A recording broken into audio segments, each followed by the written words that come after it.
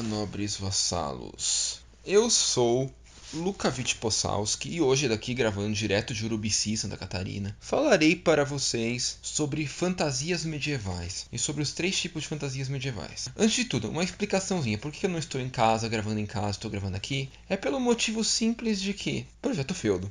Muito em breve teremos, pelo menos muito em breve, eu aqui, no momento que eu tô gravando isso, porque provavelmente vai pro ar bem depois, já que eu tô sem computador, sem nada pra editar e melhorar o vídeo pra lançar pra vocês, aqui no momento. Eu só vou ter acesso a isso quando eu voltar pra minha casa lá em Parnaíba. Então, em breve aqui eu terei alguma confirmação, seja pro bem ou para mal do nosso Projeto Feudo. Em breve eu saberei dizer se sim, vai ser aqui mesmo, nessa região, com a possibilidade do loteamento de feudos e coisa assim. Ou se não, esquece, vai ser outra coisa. Pode ser até que seja por aqui, mas essa ideia já vai ser meio que provisoriamente descartada. A menos que eu encontre algo parecido que dê fazer alguma coisa parecida, caso dê errado. Enfim, eu vou falar nesse vídeo sobre neomedievalismo, sobre os 3 tipos de fantasia medieval. Como vocês sabem, fantasia é uma coisa para neomedievalismo, porque uma vez que fosse medievalismo seria fantasia, não teria um contexto fantasioso. Seria baseado em um contexto histórico real. E aí seria uma coisa medievalista, não neo-medieval. Mas como nesse vídeo eu falarei sobre as fantasias, sobre os contextos fantasiosos que existem de estilo medieval, são coisas neo-medievais. Mas o que é fantasia medieval, Docas? Game of Thrones é uma fantasia medieval. Senhor dos Anéis é uma fantasia medieval. E Príncipe dos Espinhos é uma fantasia medieval também. Ou A Mão Esquerda de Deus. Mas, como vocês bem podem perceber, são histórias com fantasias bem diferentes. E por que isso, né? Porque provavelmente quem leu pelo menos 3 desses livros, não só 2, sabem que tem diferença. Quem leu O Senhor dos Anéis sabe que é uma fantasia para lá de fantasiosa, porque tem elfos, tem anões, tem hobbits, tem humanos, tem orcs, tem lobisomens, sei lá. Tem tudo que é tipo de criatura mística possível. Quem leu GOT sabe que até tem uns White Walkers, uns dragões ali, mas eles são uma coisa meio mística e inexplicável que até as próprias pessoas da história estranham, sabem que aquilo não é normal e estranho. E quem leu, sei lá, Príncipe dos Espinhos ou A Mão Esquerda de Deus, sabe que até podem ter elementos meio fantasiosos, mágicos e coisas assim, mas por trás desses elementos sempre existe uma explicação racional do porquê eles estão lá. Eles não estão lá meramente por algum motivo mágico místico. Não existe nada mágico ou místico nessas histórias aí. Nada completamente mágico, completamente místico. E eu peguei esses 3 exemplos para mostrar que existem 3 tipos de fantasias medievais completamente diferentes. Os 2 primeiros, do GOT e do Senhor dos Anéis, todo mundo conhece, ou quase todo mundo que lê alguma coisa de neomedievalismo ou se interage com o mundo do neomedievalismo conhece. Mas o terceiro tipo ele é pouco conhecido. Então vamos às explicações aqui agora, que eu já dei um exemplozinho. O primeiro tipo de fantasia medieval é a High Fantasy, alta fantasia. Que é aquela fantasia onde o mundo é o maravilhoso. Ou seja, onde as coisas diferentes não são encaradas com estranheza. Onde tipo, a existência de um dragão, a existência de magia, de um mago, a existência de poderes, de criaturas diferentes, não é alguma coisa estranha, é vista como uma coisa natural. Então, tipo, na alta fantasia existem magos, existem poderes, existem armas mágicas, são mágicas mesmo e as pessoas sabem que têm poderes. Essas coisas não são meras histórias, não são vistas como meras histórias pelos personagens. Então, tipo, a maior parte dos RPGs são alta fantasia, porque na alta fantasia, magia e elementos místicos não são vistos como uma coisa fora do normal. Aí depois nós temos a baixa fantasia, que é considerada a fantasia onde existem coisas mágicas, místicas e inexplicáveis, mas que os personagens não as encaram como se fossem coisas normais. Ou seja, elas meramente estão lá inexplicavelmente, mas ninguém sabe porquê, as pessoas nem sabem que existe, quando sabem se assustam. Porque, uau, isso não pode ser real. É a mesma coisa que... A baixa fantasia é como se uma pessoa do mundo real do nada encarasse um elemento fantasioso. Mas ele fosse realmente um elemento fantasioso, uma coisa inexplicável, não tivesse uma justificativa para estar lá, fosse uma coisa mística.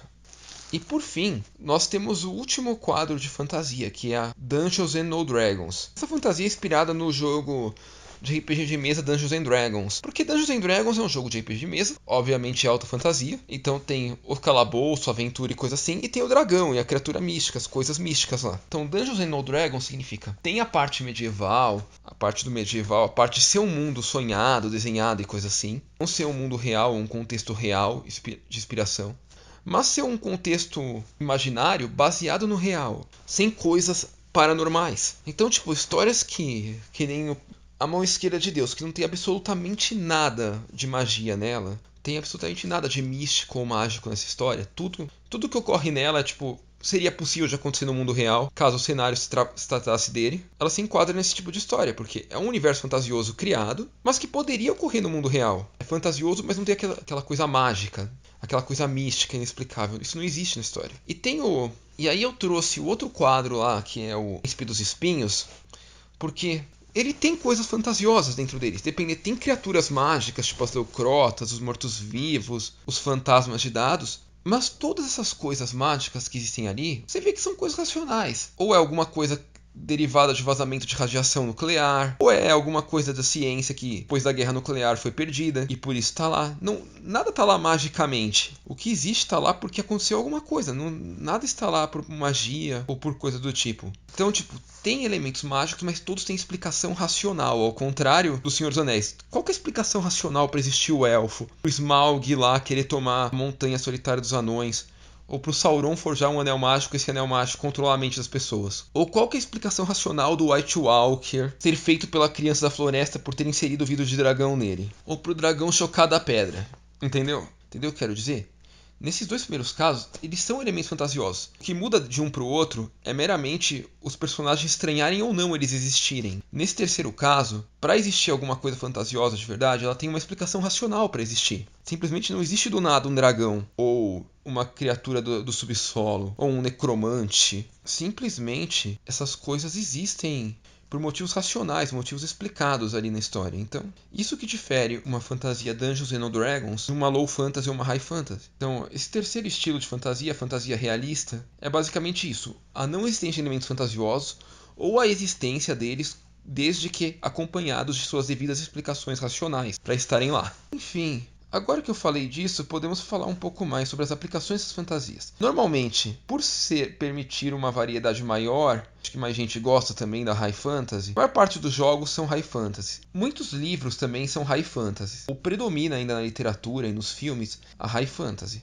A Low Fantasy, ou a Baixa Fantasia, tem ganhado força depois do Game of Thrones. Está se tornando cada vez mais comum. Porém, ela ainda não é predominante. E o último tipo de fantasia, a fantasia realista, ela é uma coisa recente no mundo. E está ganhando cada vez mais força, porém ela é uma coisa de nicho. Então, quem nunca tinha ouvido falar, provavelmente porque nunca foi atingido.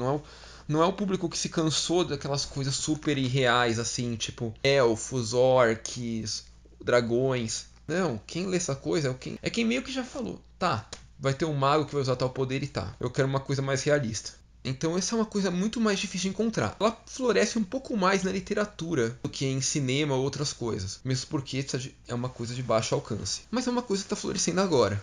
Jogos, eu não conheço nenhum jogo baseado em fantasia realista. Simplesmente nunca vi um jogo de fantasia realista aqui. Então, mas eu sei que tem literatura, porque eu li esses dois livros. E até mais outros. Mas esses são as duas melhores referências que eu achei. Porque exemplificam os dois tipos de fantasia realista possível. E, enfim. Eu mesmo estou tentando escrever um livro de fantasia realista. Lógico, ele é mais ficção científica porque se passa no mundo real, né? Só em um momento futuro dele. Eu faço isso desde antes de criar esse canal, só que eu meio que dei uma pausa nele. Porque eu fiquei meio cansado e tinha muitas coisas pra fazer e coisa assim. Mas aí, inspirado nisso, eu não lembro agora no que exatamente. Eu até esqueci a inspiração, ela ficou durante uma semana na minha cabeça. Essa última semana foi pauleira, por sinal. Teve 2 vídeos só, porque eu tava num treinamento lá em São Paulo. Então eu não fiquei em casa, eu não tive tempo pra fazer nada. Basicamente chegava à noite e postava o vídeo. Nos dias que eu ainda tinha um pouco mais de tempo, né? Porque nos outros dias nem isso eu tive. Mas, enfim, agora acho que eu vou retomar melhor esse canal. E por esse vídeo é isso, nós vassalos. Obrigado e espero que tenham gostado. Até a próxima.